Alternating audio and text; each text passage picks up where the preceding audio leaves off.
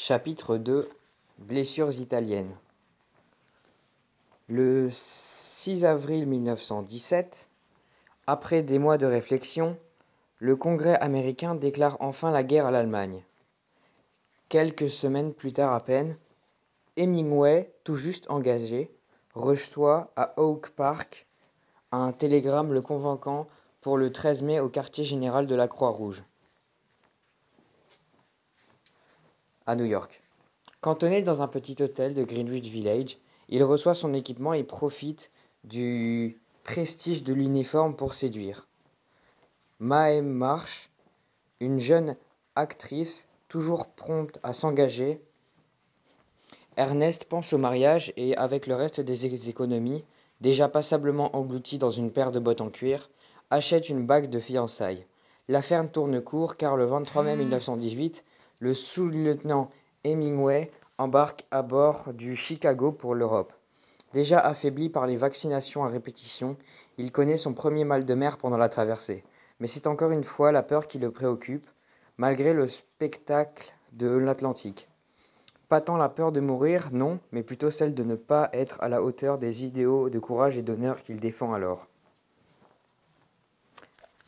Dans la ville du débarquement, alors que son bateau navigue sur les eaux du golfe de Gascogne, Nick Adams descend une bouteille avec son ami Léon Chiosanowicz. On n'a pas à craindre la peur, dit-il. C'est pas notre genre, tu sais, Nick. Toi et moi, on a quelque chose en nous. Je sais, je le sens comme ça aussi. D'autres peuvent se faire tuer, mais pas moi. J'en ai la conviction absolue. Le 1er juin, Hemingway débarque à Bordeaux et monte ensuite à Paris, alors bombardé par la grosse Bertha. C'est la première fois qu'il entend le bruit du canon. 5 jours plus tard, Ernest prend le train pour Milan avant de rejoindre Chichio, en Vénétie, à quelques kilomètres à peine des lignes austro-hongroises, mais toujours trop loin du feu à son goût. Très vite, Ernest reçoit sa première mission, ramasser les cadavres éparpillés un peu partout dans la campagne après l'explosion d'une usine de munitions. Si le sous-lieutenant remplit son travail, le futur écrivain prend déjà mentalement quelques notes. On en trouve trace dans Histoire naturelle des morts, une nouvelle écrite entre 1929 et 1931 dans laquelle le narrateur s'attache à considérer la guerre avec l'attention méthodique d'un naturaliste. Avec précision, Hemingway décrit sa stupéfaction à voir les corps humains se déchiqueter sans tenir compte des divisions anatomiques. Les corps gonflés par le soleil le marquent aussi, comme la chaleur, les mouches, la position des cadavres dans l'herbe et la quantité de papier répandu. Mais c'est encore l'odeur qui semble avoir le plus impressionné le jeune ambulancier, l'odeur de la mort sous un soleil brûlant. Après des mois passés à imaginer la guerre et la mort dans les forêts du Michigan, Ernest les découvre enfin, brutales, sèches et absurdes. Il serait pourtant assez peu confronté durant ces premières semaines de son séjour en Italie. La vie de Chio, à l'arrière, ressemble à s'y méprendre à celle d'une gentille ville de banlieue. Entre deux tournées sur le front pour distribuer cigarettes et chocolat aux soldats, Hemingway collabore à Ciao, le journal du camp, et passe ainsi un certain temps à goûter les alcools locaux en attendant des nouvelles du front. Rien de bien passionnant pour un jeune homme impatient de faire ses preuves et de se découvrir soi-même face au danger. Ernest s'ennuie et écrit à son ami Ted Brumbach. « Je vais quitter les ambulances et tâcher de voir où se trouve la guerre. » Fin juin, il se porte donc volontaire pour diriger un posto di ricovero, un poste de secours dans les tranchées qui longent le Piave, à quelques dizaines de kilomètres au nord-est de Venise. Là, il cantonne dans une jolie maison et fait chaque jour à bicyclette la tournée des lignes, équipé d'un masque à gaz, malgré le bruit des canons italiens dans la nuit chaude de l'été, commençant, malgré les combats bien plus proches, cette fois-ci qu'à Chio, Ernest confie à son ami Ruth Morrison dans une lettre du 22 juin qu'il s'amuse vraiment beaucoup. la guerre, Ernest va finalement la trouver car le 8 juillet, aux alentours de minuit, il est touché aux environs de Fossalta di Piave par des éclats d'un obus tombé à tout juste 1 mètre de lui. Il aurait récolté pas moins de 227 blessures dans l'explosion et malgré cela, porte sur son dos un camarade blessé. Alors qu'il court pour se mettre à l'abri, il est à nouveau touché par une balle de mitraillette qui lui perfore le pied droit. Sur le coup, il ne ressent pas la douleur, rien que l'expression qu'un coup sec frappé par une boule de neige glacée, avant de voir son pantalon plein de sang, comme si on avait fait de la gelée de groseille.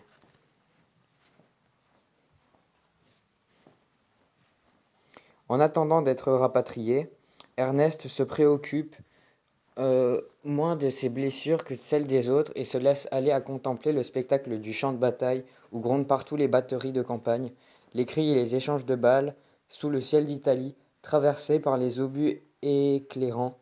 Il a beau être sérieusement blessé, on imagine facilement le soulagement et la fierté qu'il doit ressentir après avoir accompli si naturellement un acte de bravoure qui lui vaudra 2 médailles.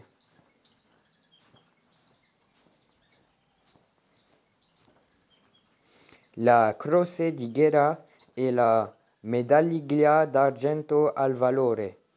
On ne sait pas encore aujourd'hui ce qui s'est réellement passé cette nuit-là, Hemingway ayant pris assez tôt l'habitude d'enjoliver généralement les faits. C'est peut-être dans une nouvelle écrite en 1926, dans un autre pays, qu'Ernest avoue à demi-mot n'avoir pas été si brave qu'il voulait bien le dire. Au début, mes camarades considèrent mes décorations avec déférence, puis ils me demandent comment je les ai gagnées. Je leur montrai les papiers rédigés sur une langue très noble et bourrée de fratellanza et d'abnegazione, mais qui signifiait en réalité, les adjectifs mis à part, que j'avais été décoré parce que j'étais américain.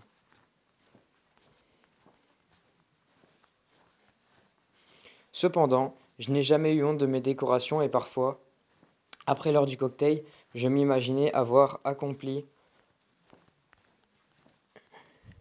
moi-même les actions d'éclat qui leur valut des décorations.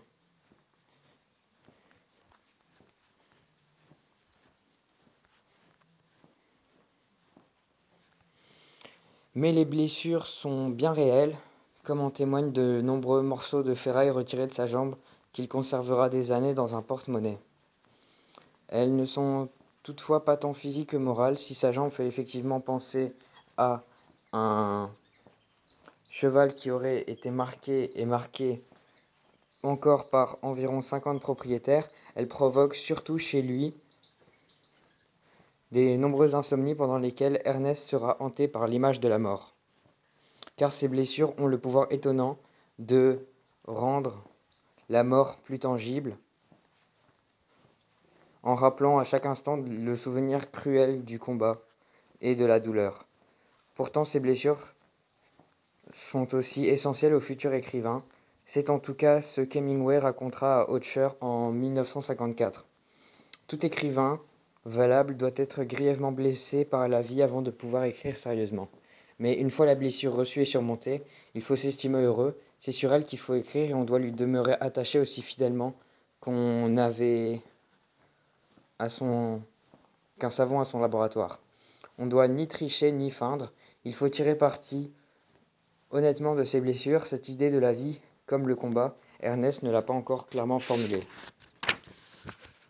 Mais nombreux seront, dans les futurs romans, les héros blessés ou mutilés.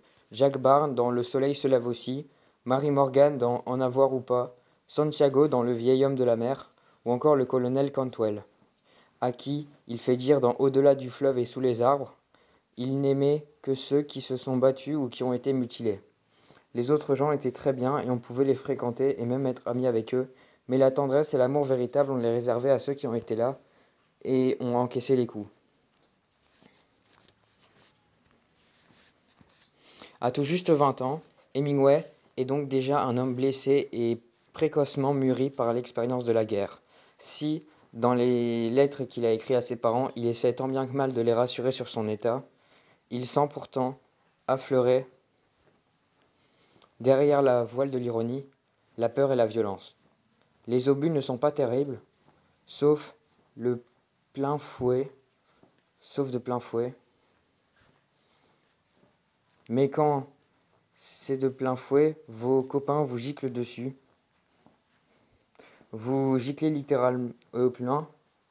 Vos copains vous giclent littéralement dessus. Et plus loin, il n'y a rien de drôle dans cette guerre, dit-il encore.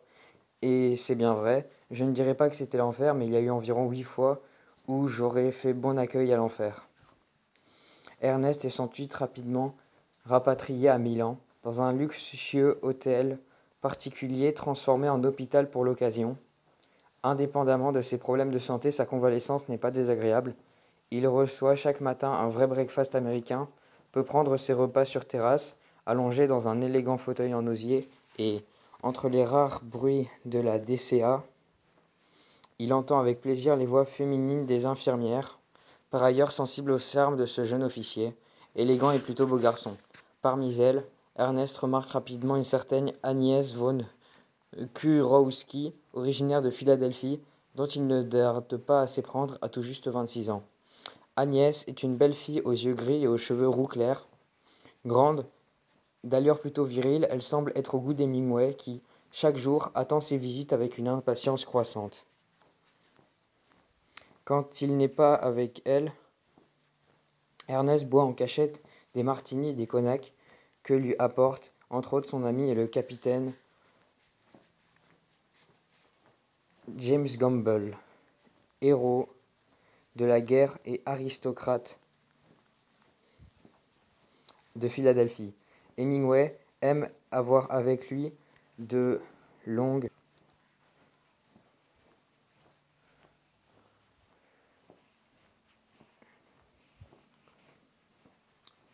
conversations sur l'art et la peinture italienne. En tant que premier soldat américain blessé à Milan, Hemingway reçoit aussi beaucoup d'autres visites qui, en plus des fréquentes lettres de sa famille, lui permettent d'attendre le retour d'Agnès. Dans le courant du mois d'août, celui-ci se porte volontaire pour le service de minuit, qu'elle passera la plupart du temps. Dans la chambre d'Ernest. La plupart du temps dans la chambre d'Ernest.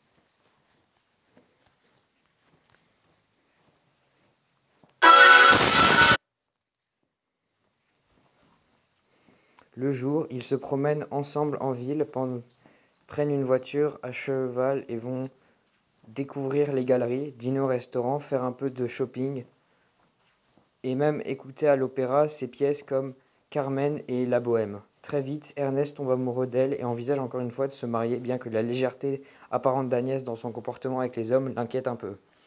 Dieu sait que je ne voulais pas tomber amoureuse d'elle, fait-il dire à Frédéric Henry dans L'adieu aux armes. Je ne voulais tomber amoureux de personne, mais Dieu aussi que, malgré cela, j'étais amoureux.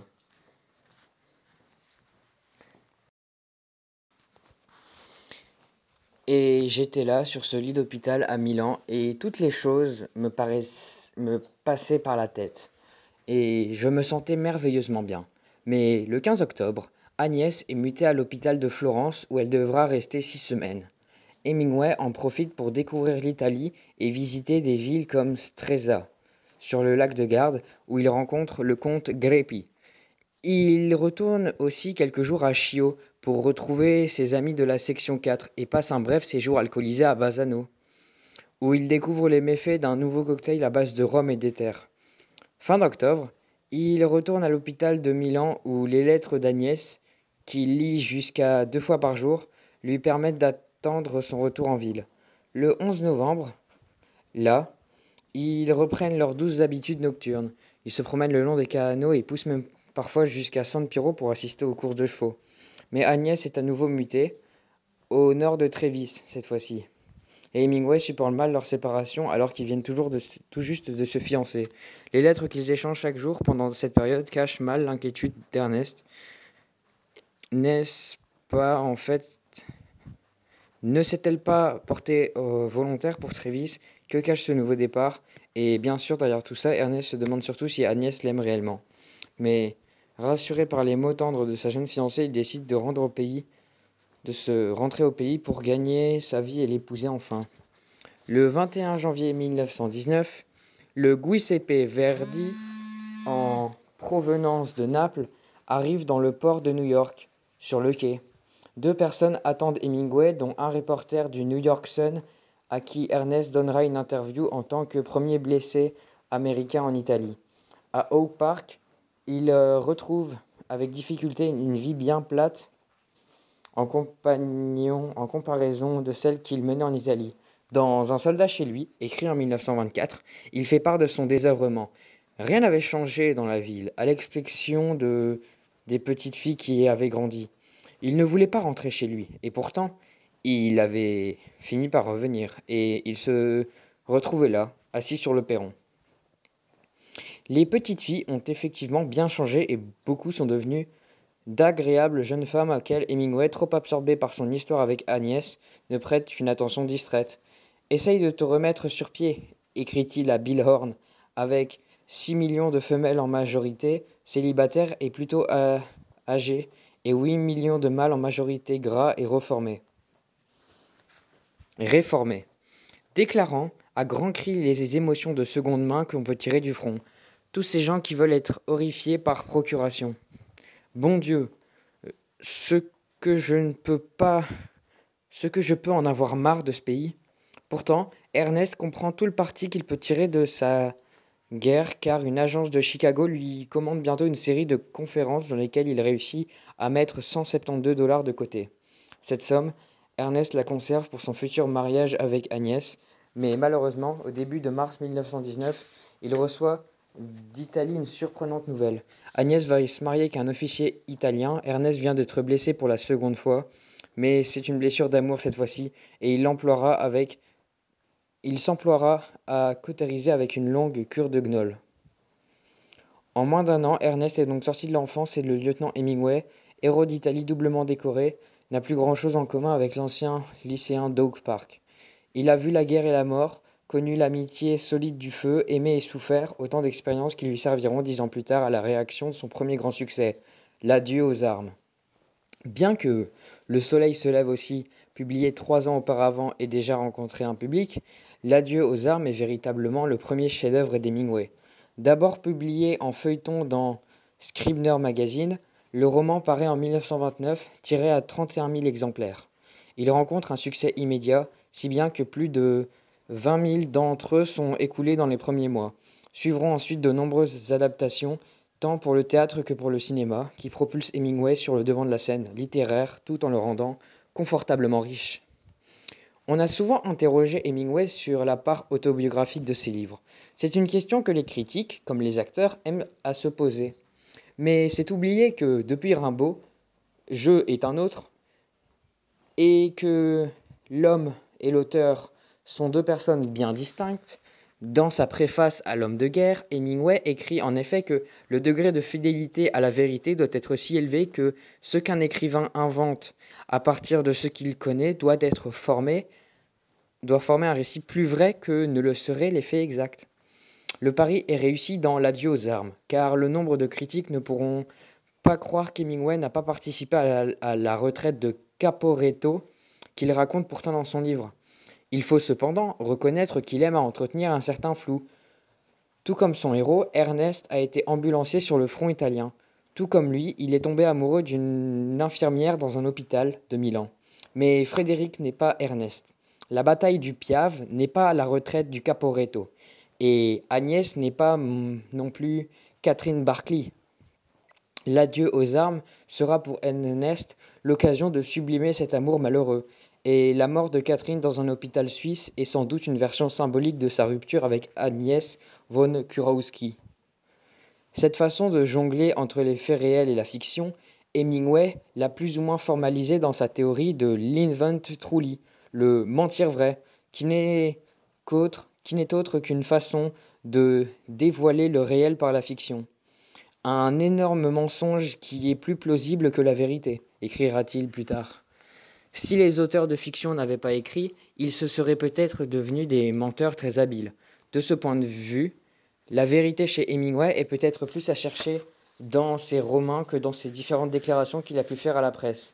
Dans une interview qu'il donne au Oak Partner à son retour aux États-Unis, Ernest exagère en effet singulièrement ses exploits et prétend avoir combattu aux côtés de partisans italiens et s'être fait retirer sans anesthésie. 28 balles du corps. La blessure que Frédéric reçoit en mangeant des spaghettis n'est peut-être pas glorieuse, mais elle est sans doute plus vraie que l'histoire racontée par Ernest à propos de la sienne. Cette histoire témoigne en tout cas singulièrement de l'absurdité et du ridicule de la guerre. Tous les héros sont morts, dira Hemingway, et la guerre n'a finalement plus rien de romantique ni même d'héroïque. Elle n'est plus qu'une boucherie dénuée de sens que chacun doit affronter le plus fièrement possible. Si l'adieu aux armes est une tentative d'exorciser les blessures reçues en Italie, le roman est aussi une tentative de redonner un peu de chair à des valeurs qui, confrontées à la réalité brute, ont perdu une grande partie de leur sens premier. Frédéric ne dit rien d'autre quand il déclare avoir été embarrassé par ces mots « sacré »,« glorieux »,« sacrifice », et par l'expression « en vain ». Je n'avais rien vu de sacré, et ce qu'on appelait glorieux n'avait pas de gloire, et les sacrifices ressemblaient aux abattoirs de Chicago, avec cette différence que la viande conservée ne servait qu'à être enterrée. Il y avait beaucoup de mots qu'on ne pouvait plus tolérer, en fin de compte, seuls les noms des localités avaient conservé quelque dignité. Les mots abstraits tels que gloire, honneur, courage ou sainteté étaient indécents comparés aux noms concrets des villages, aux numéros des routes, aux noms des rivières, aux numéros des régiments, aux dates. Des mots abstraits qu'Hemingway se méfie en effet. Tout comme des grands sentiments, il y a dans l'adieu aux armes aucune volonté de glorifier la guerre à laquelle Ernest ne voudrait dire qu'adieu. Et l'amour lui-même est mort. Hemingway est bien un homme sans femme. Ses blessures marquent pour Ernest la fin de l'innocence et le début d'une longue initiation. Après sa rupture avec Agnès, Hemingway écrira que le fracas des idéaux que l'on met en pièces n'a jamais été une musique agréable pour les oreilles. Mais après l'épreuve du feu, et selon les mots de Roger Asselino, l'idéal décapé brille d'un éclat nouveau. Et la vie de retrouver tout son sens.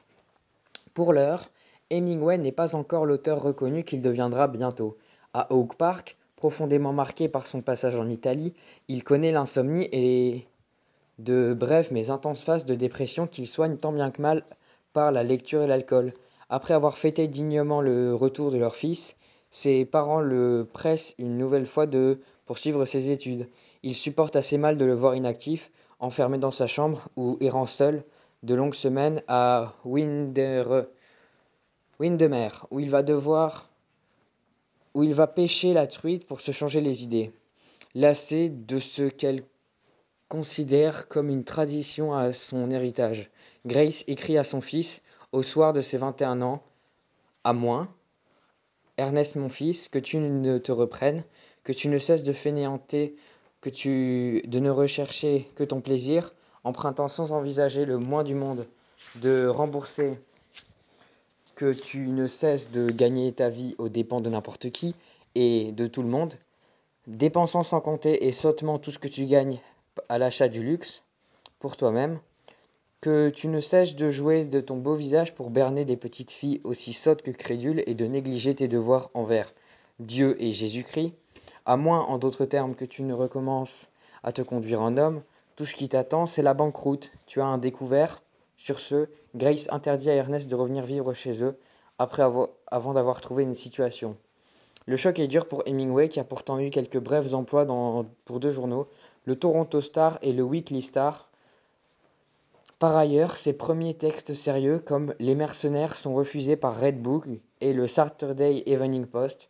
Hemingway cumule les réceptions et vit dans le souvenir mélancolique de la guerre et de l'Europe. À James Gamble, il écrit en effet « J'ai une telle nostalgie de l'Italie que quand j'écris à son sujet, il y a quelque chose qu'on ne trouve que dans une lettre d'amour. Quant à rester aux États-Unis, Hemingway poursuit « Je suis patriote et prêt à mourir pour cette grande et glorieuse nation, mais ce que je peux détester y vivre. » Heureusement, les choses vont bientôt changer, car invité à Chicago par Bill Horn à l'automne 1920, Hemingway y rencontre une jeune femme de 29 ans, Hadley Richardson. Fin du